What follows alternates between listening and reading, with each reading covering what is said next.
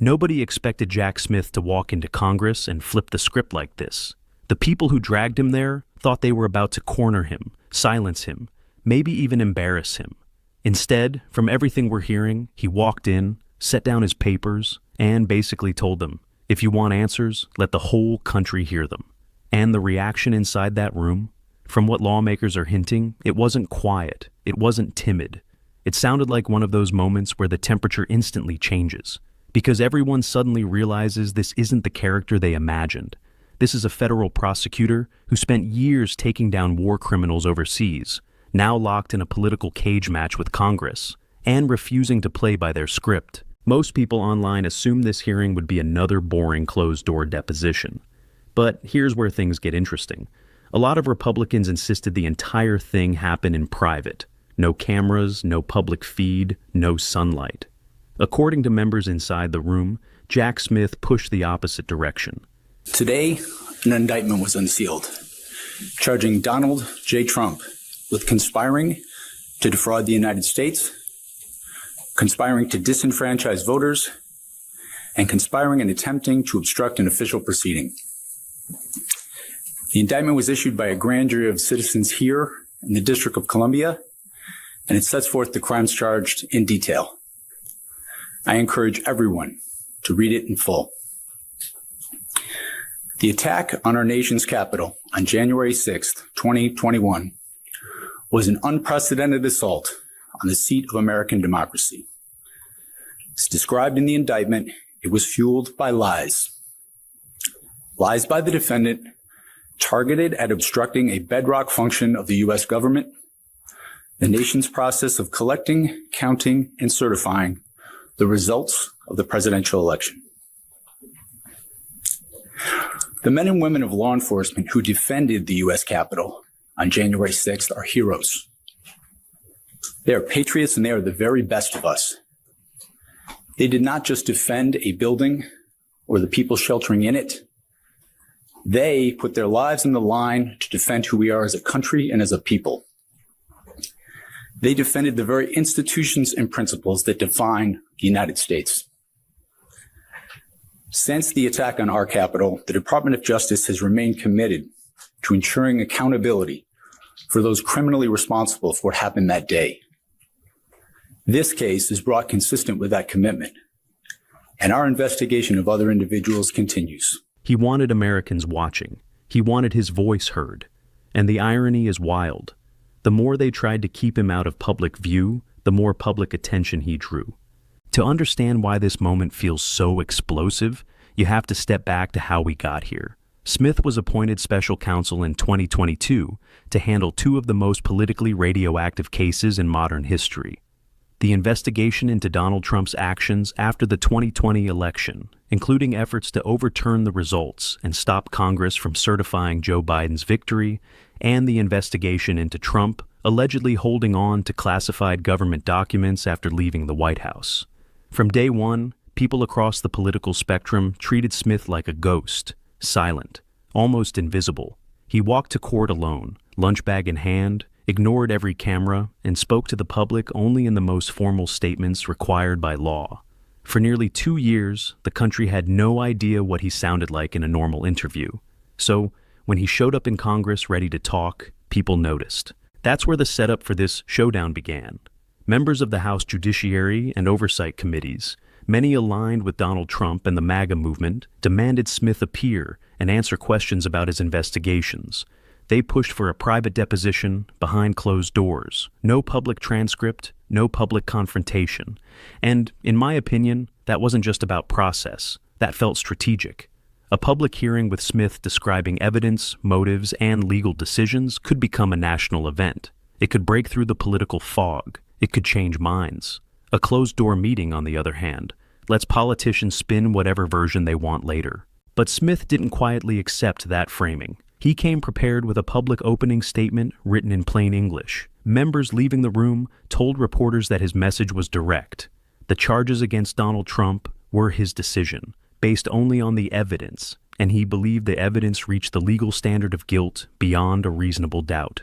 Hearing that phrase in this context, beyond a reasonable doubt, sent shockwaves through political circles. It's the same standard juries use to convict people. And that's why his words matter so much. The idea that politics would play a role in big cases like this, it's absolutely ludicrous, and it's totally contrary to my experience as a prosecutor.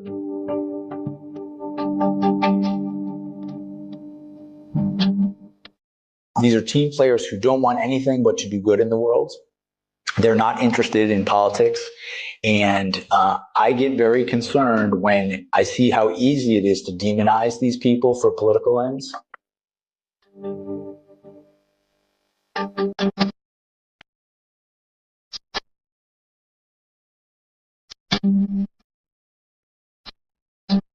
I worked in the department for years, Republican, Democrat, Republican. I was the acting U.S. attorney in the first Trump administration in Tennessee. Nothing like what we see now has ever gone on. If there's rules in the department about how to bring a case, follow those rules. You can't say, I want this outcome, let me throw the rules out. The problem is not prosecuting high officials who did something wrong when you do it according to the processes of law in your country.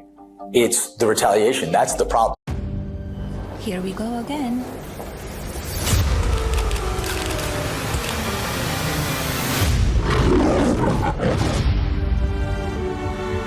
You can come in. Good morning. Our proudest legacy will be that of peacemaker. Peacemaker and defiant.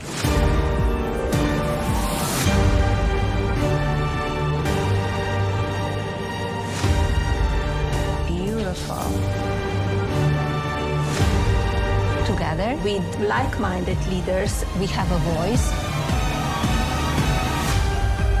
Is it safe? It is safe.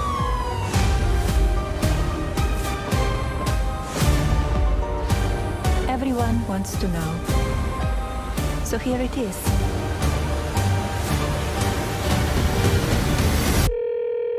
Hi, Mr. President. Congratulations. Did you watch it? I did not. Yeah, I will see it on the news.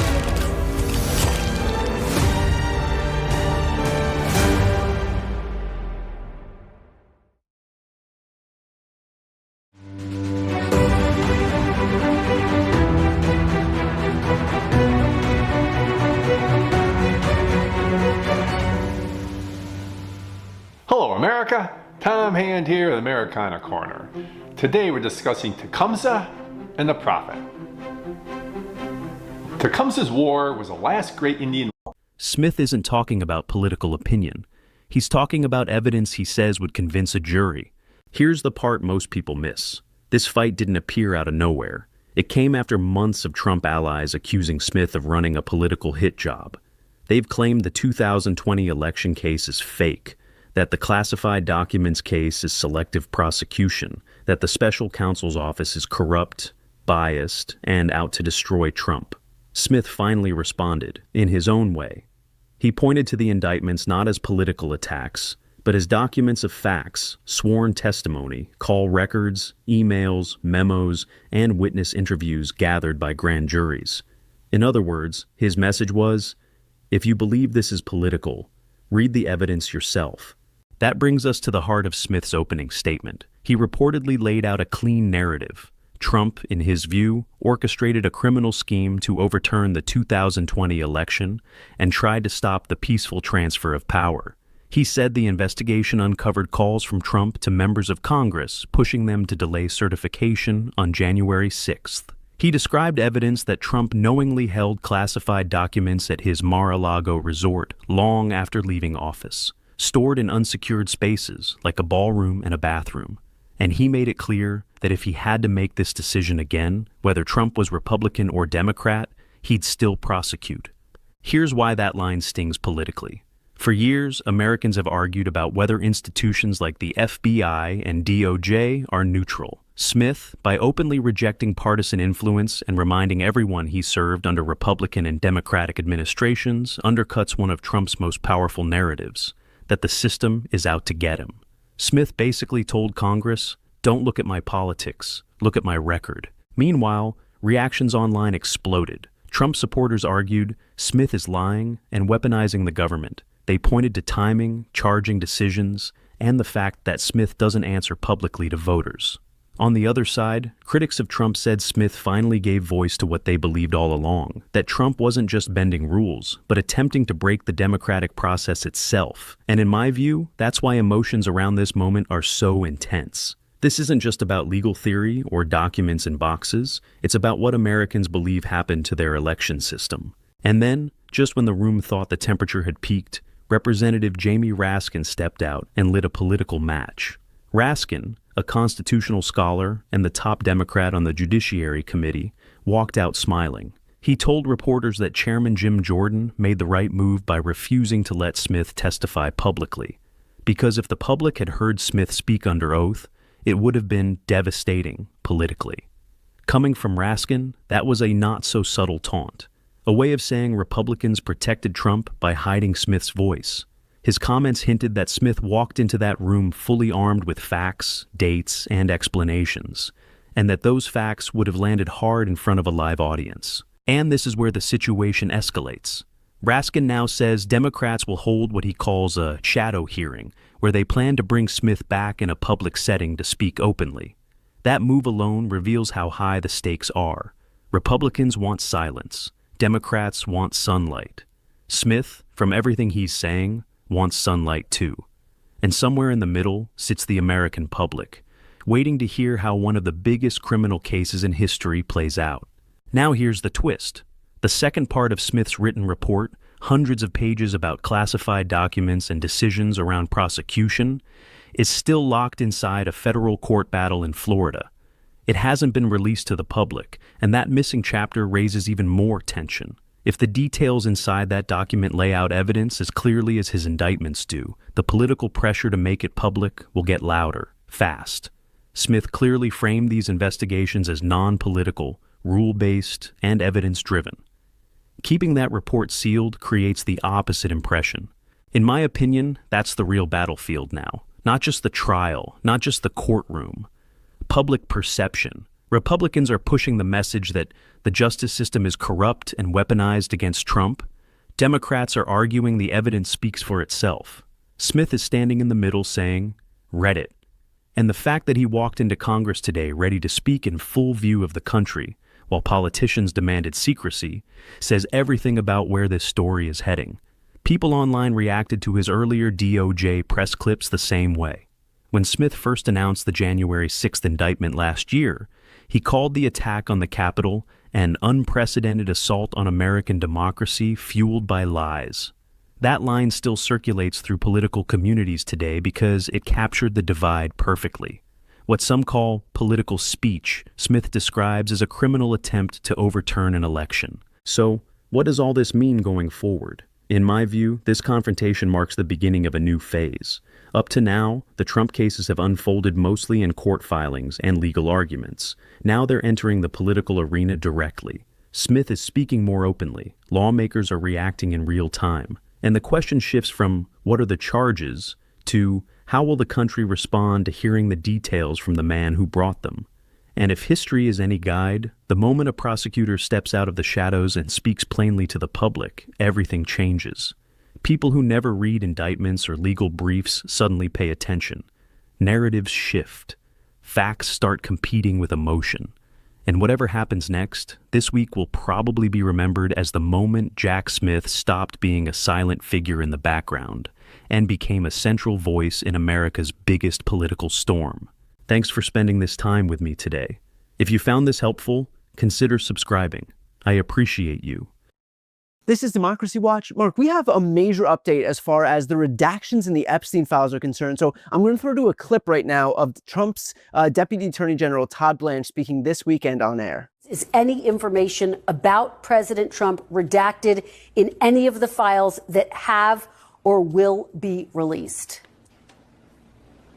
No, not unless it's supposed to be redacted under the law, which means victim information or any sort of privilege, like attorney-client privilege. But I have no reason to believe that the lawyers that were working on this case were talking about President Trump, because he had nothing to do with the Epstein files. He had nothing to do with the horrific crimes that Mr. Epstein committed. And so I don't expect there will be anything redacted. But the short answer is we are not redacting information around President Trump, around any other individual involved with Mr. Epstein. And that narrative, which is not based on fact at all, is completely false. So again, that was Donald Trump's Deputy Attorney General saying that any redactions are only going to take place if things are related to victims, which of course we all know, but then have some attorney-client privilege. So first and foremost, can you explain what he's talking about here, this new standard where information can be redacted if it has attorney-client privilege? I have no idea what he's talking about. In fact, if I didn't know better, I'd say that this was like an AI-generated piece of content in which just like a large language model was just predicting the next word to come out of the mouth of someone who is a lawyer. Todd Blanche knows better. I mean, let's just like let's just set aside the bullshit here. Todd Blanche is a lawyer. He has practiced law for a long time. He's a former federal prosecutor, as I recall.